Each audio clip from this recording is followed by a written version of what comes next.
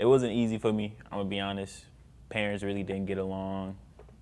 Brothers, I have 5 brothers, but in the house we were all kind of divided, all really focused on our own things. So it was like me and my family were together, but it was more so just a group of roommates. We didn't really discuss things. We didn't discuss things we had going on in the future. We didn't talk about plans we had. Didn't do anything with my family. It was all kind of just, we stayed in the house together. Eventually, I kind of let my home life affect what I was doing in school. Like, I'll be real. At some point, it starts to weigh down on you. You get demotivated. You don't want to do certain things. You get tired of being at school because you're going around a bunch of people that don't really understand you. They don't really understand what you're going through, but you're still trying to stay focused. Well, I feel like everybody's parents argue, but as far as my parents, it was more like my parents were not even roommates. Like, I'm not gonna go too deep in detail about everything that happened or everything that went down, but my parents just, they shouldn't have been married. And I'll just leave it there. In May of 2024, I was made homeless.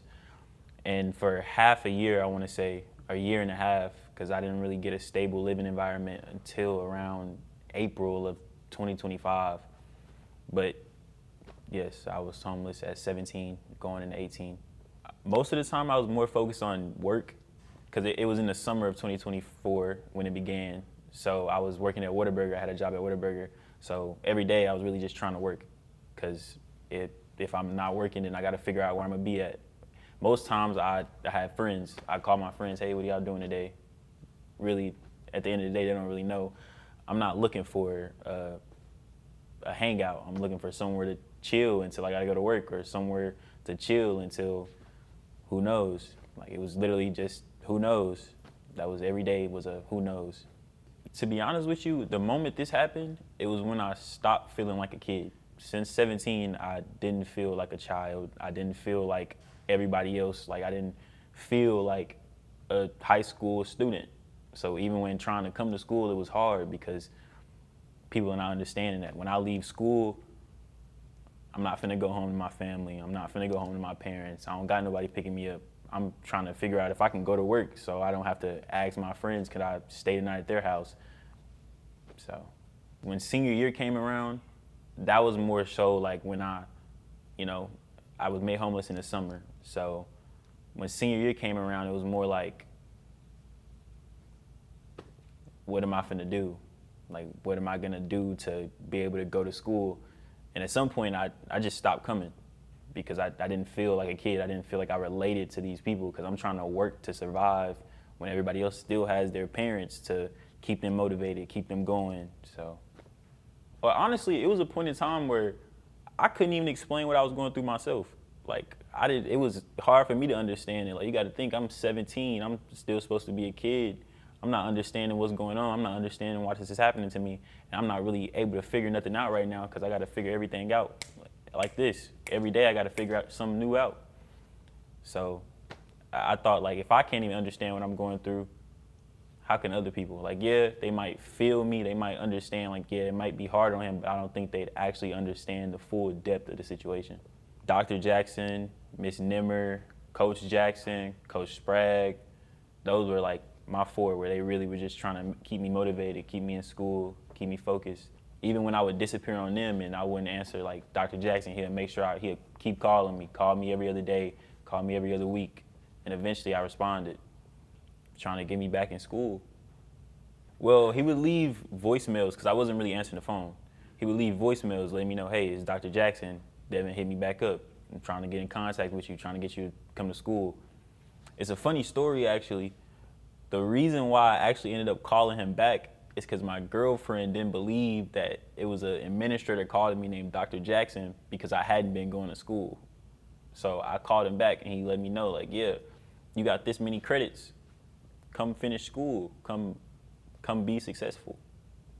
And that's true, because I had went so long with me feeling like I was the only adult in my life.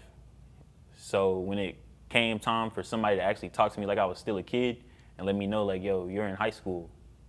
Come finish high school. It made me realize, like, either I go finish high school and be successful and go do something greater for myself, or I'd be stuck in this same situation for who knows how long.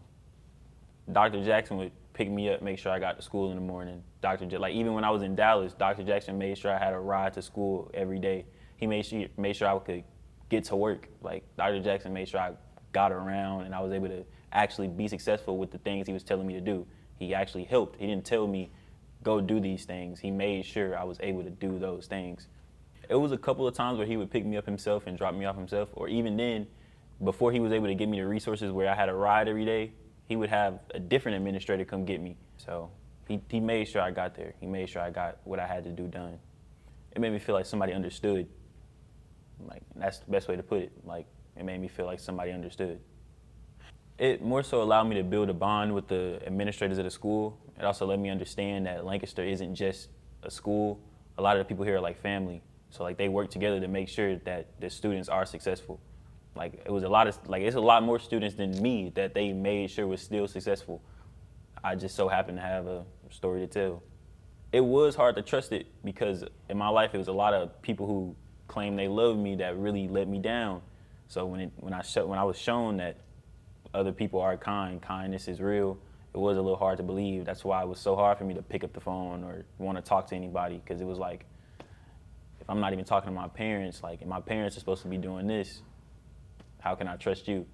But eventually you had to understand that these people want you to be successful. They wouldn't be calling you every day if they didn't want you to be successful. They're not calling you to ruin your life. They're calling me to make it better, help me out. Of course, I've had conversations with my parents that wasn't things you shouldn't have said to a kid. Yes, I had multiple conversations with Dr. Jackson, him letting me know how successful I could be simply just by graduating. With your high school diploma, there's a lot of job opportunities that open up that he explained to me and helped me understand. He also helped me understand I can go to college. He helped go to college and I can go do what I've been wanting to do in my life. So it was more so him putting the output that high school is needed. Getting your high school diploma is needed. I needed the words from somebody in a position that could tell me that. Dr. Jackson himself just calling me, letting me know, like, hey, come to school. Like, you can be successful. That's more so what I needed. Like, I needed somebody telling me, like, it's still possible. Because there was a lot of times where I was like, I can't go to school. And the only thing preventing me from going to school was the people around me not understanding what's actually going on.